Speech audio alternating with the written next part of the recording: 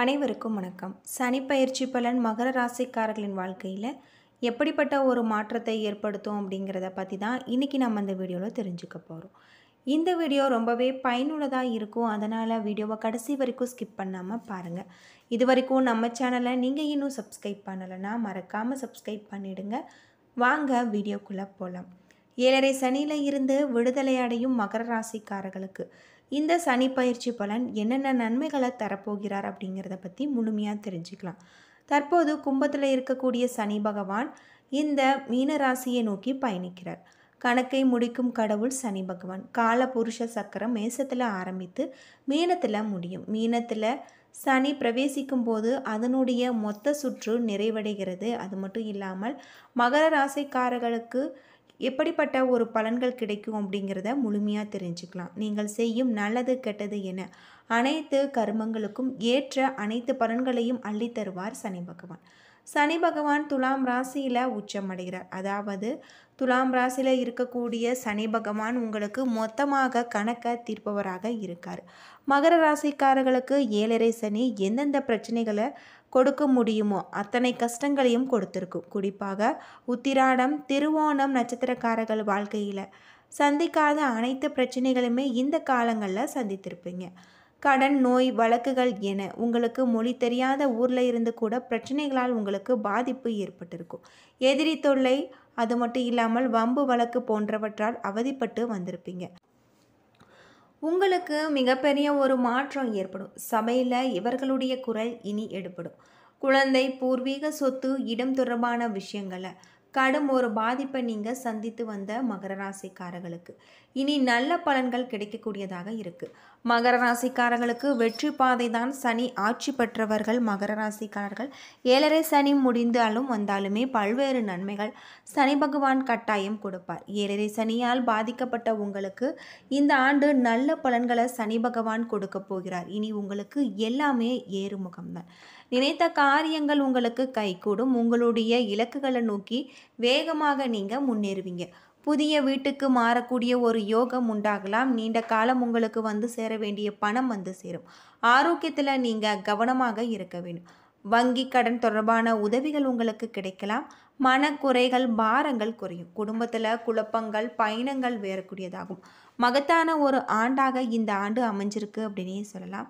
அது மட்டும் இல்லாமல் நீங்கள் தவிர்க்க வேண்டிய விஷயங்கள் அப்படின்னு பார்த்தா குழந்தை தொடர்பான விஷயங்களில் உங்களுக்கு ஏறுமுகம் உண்டாகலாம்.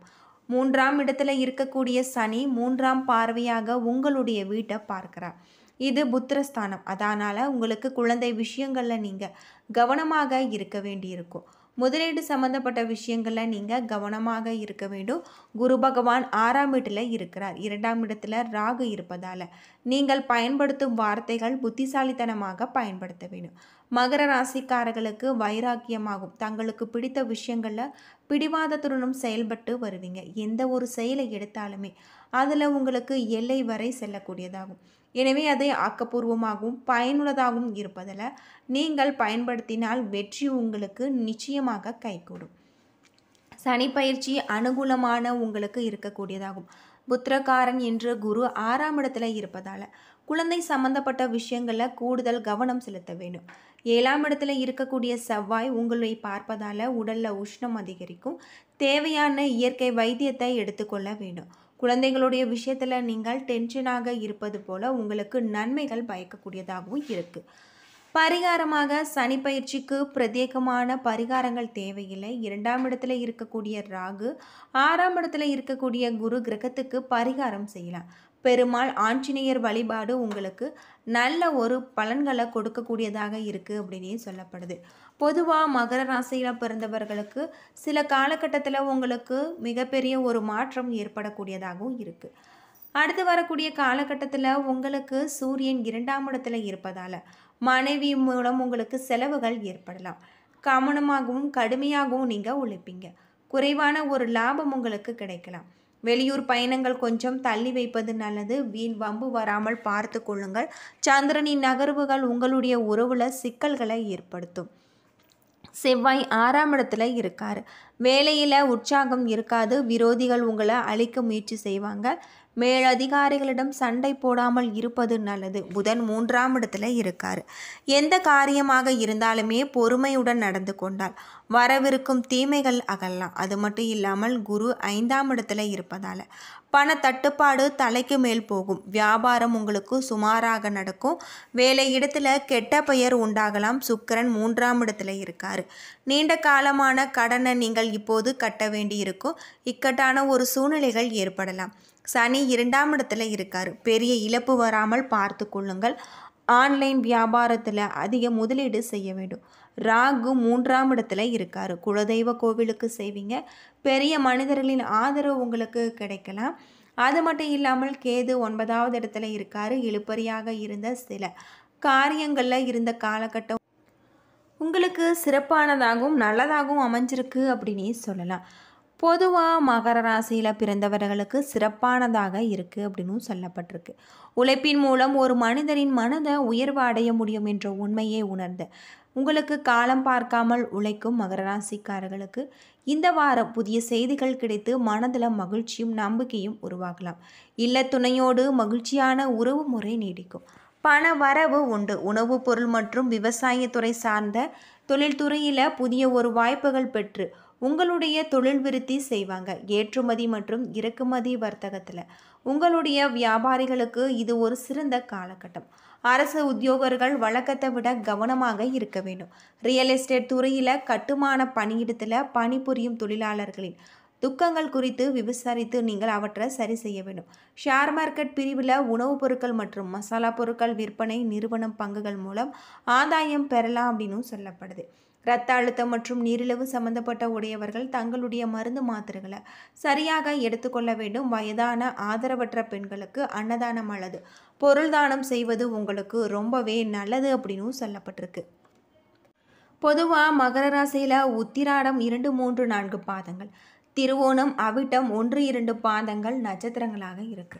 கிரகநிலை அப்படின்னு பார்த்தா தனவாக்கு குடும்பஸ்தானத்தில் சூரியன் சனி, தைரிய வீரியஸ்தானத்தில் புதன் சுக்கிரன் ராகு, பஞ்சமஸ்தானத்தில் உங்களுக்கு குரு, ரணருண ரேகஸ்தானத்தில் செவ்வாய், பாக்கியஸ்தானத்தில் உங்களுக்கு கேது என கிரகநிலைகள் இருப்பதால் இந்த வாரம் உங்களுக்கு நீங்கள் எடுத்துக்கொண்ட முயற்சிகளில் காரிய தடைகள் தாமதம் ஏற்படலாம். வீண் பயம் உண்டாகலாம்.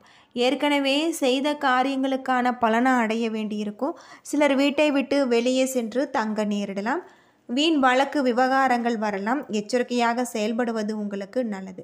வெளிநாட்டு பயண வாய்ப்புகள் வரலாம். தொழில் வியாபாரம் உங்களுக்கு சுமாராக இருக்குது.